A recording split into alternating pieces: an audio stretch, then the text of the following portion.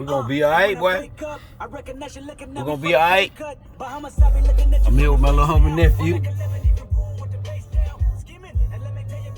Trying to teach this boy a little bit about life.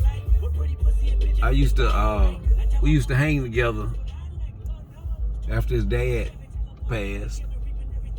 And I was dealing with him about 8 years ago, and I just fell off. I know he probably was wondering, damn, where my uncle went? You know what I'm saying? He was just a kid, so he didn't call me or nothing. But it's like God just woke me back up a few months ago, and I called him. I'm like, damn, dog, I forgot all about you. You know what I'm saying? It was like I popped back to my senses.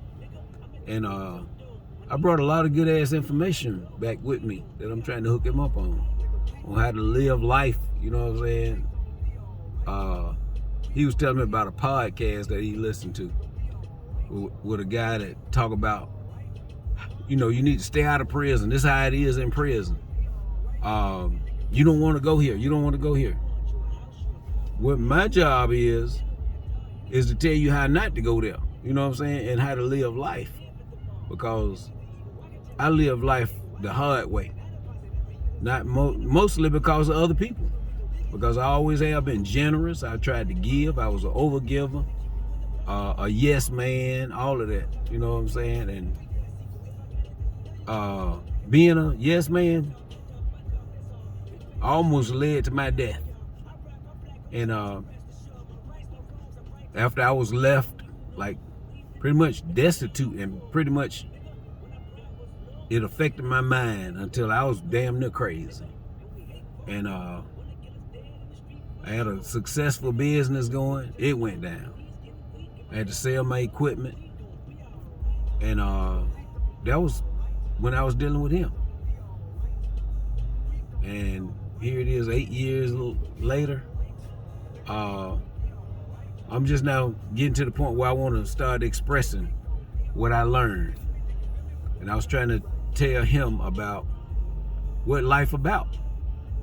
Life is about learning lessons. And God showed me, he said, everything you went through, look at it as a lesson to get you where you are right now. And all the information that you got to give people is helping people to live better. The energy that I bring when I come around is helping people to live better. I influence people by my energy and my words, you know. But the thing I learned about life is about learning lessons. And I was explaining to him just now, I said, man, we should be recording what I'm telling you. Life is about learning lessons. And I told him, I said, every man should have a goal of what they want to be. If you don't have a goal of what you want to be, you just living like a wildflower. You just out there. You know what I'm saying? That's how most of us live. We don't have a plan or a goal. And you may have a goal, and you're trying to get there, but you can't get there because of reasons that's out of your control. Other people. And that was my problem. You know, I didn't know that I was a people pleaser. I didn't know that I was a yes man. I didn't know that I was weak. I didn't know that I was naive. I was all the way up in my 50s and didn't know I was weak and naive. And until that happened to me, and God brought me back. And he brought me back basically through prayer. You know, I started praying. I'm like, you know, God, what do I need to do? I'm doing the best I can for folks. You know, being a good Christian, you know, being the best Christian I can, trying to love people. I always have had a consciousness of God. So that makes me where I can't do nobody wrong. You know what I'm saying? I'd rather let you have it. I'd rather walk away. And I had a pride and an ego because I was so capable of doing stuff that, hey, I want to be the last man here to turn the lights out, you know, so you can walk all over me and I'll let you, because I'm not going to stop. I'm not going to stop trying for you. And that's how I tried for folks, you know what I'm saying? And it, like I said, it set me back. But and I learned that life is about learning lessons. And God said, these lessons that you learn them to get to where you are now, where you got knowledge to pass on. And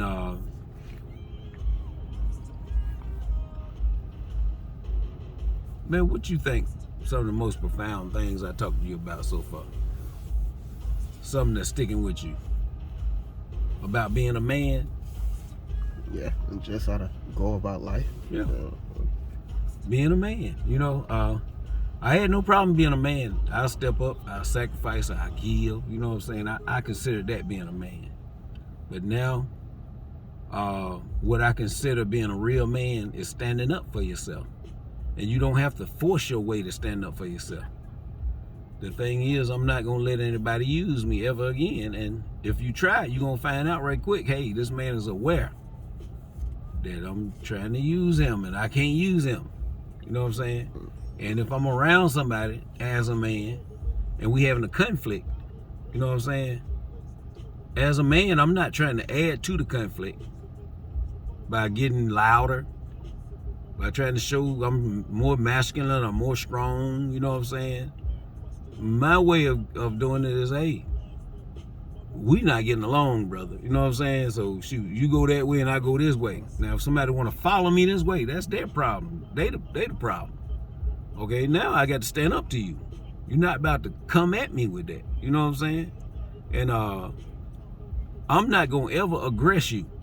But if you get aggressive, I'm always prepared to protect myself. You know what I'm saying? On that part of being a man. And then your family. You know what I'm saying? If you relationship. That was my biggest weakness. Every relationship I was in. You know what I'm saying? I put people before myself. And God told me that was your downfall. That was your downfall right there, putting people before you. Never do that. Always, men and women should know this. Always look out for yourself first, basically. You know, even with your kids, just say, you know you got to keep your health up to be useful for your children. Yeah. So put yourself first. Put your health first. That's our primary thing, because God has showed me He didn't show me so much spiritual stuff that we as people, we are sort of like a marriage of flesh, of earth, and spirit. That's what we are. You know, I looked at a video yesterday, and the profound question was, who are you? And you know, a lot of people, they say that question stumps a lot of people. It was just yesterday. And when I heard that, this is how the spirit brings stuff to me like this. I said, well, I know I'm a marriage of spirit and earth now.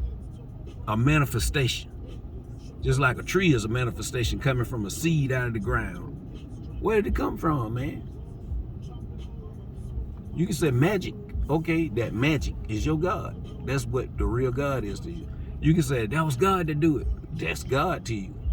You can say, man, it just happened. Well, it just happened is your God. But something made it happen. Whatever that something is to you, that's God. And I can tell you what that something is to me. It's a spirit, like Jesus said. God is a spirit. You know what I'm saying?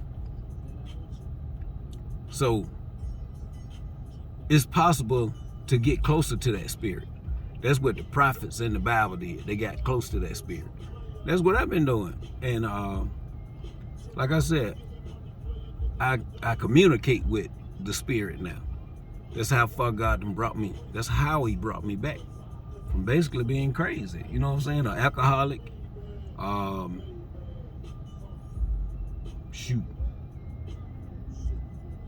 Basically a bum. You know what I'm saying? But I still kept a job. And I was just as weak as I could be, giving away everything. But then God said, hey, look out for yourself first. And I had to figure out how to look out for myself first. And the last thing I ever would want to do, being a person that believe in God, that believe that if I give you my last dollar, God gonna give it right back. That's how I believe. So it's hard for me to tell people no. But God, He taught me through trials, through learning lessons, how to say no. He kept bringing the same thing up, the same thing. Until one time I said no. It was like the heavens rejoiced, boy. You know what I'm saying? I felt better inside. I felt better. Like God touched me, because I said no.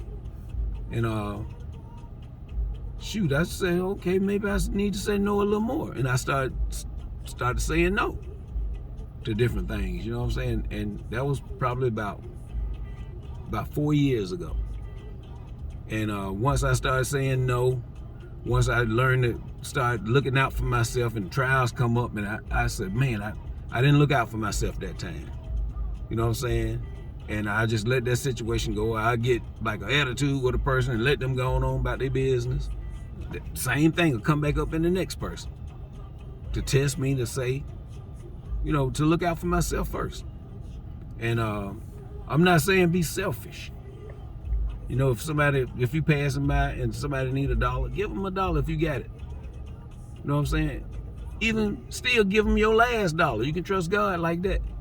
But if you know you need this $1, you got a mission for this $1, where you heading. It might have been a test to come up to see how weak you are, how much you're not listening to yourself, listening to that God in you, that marriage of spirit and earth. You still connected to the spirit side too. You connected to the earth side. That's what you feeling when you do like this. When you get some coochie, that's what you feeling. The earth side. Yeah. But there's a spirit side too. And most of us ignore the spirit side. You know what I'm saying? But that's what I'm into now. Following that spirit side. We'll talk more. But they just called us into the little restaurant we about to go eat in. We at the Olive Garden.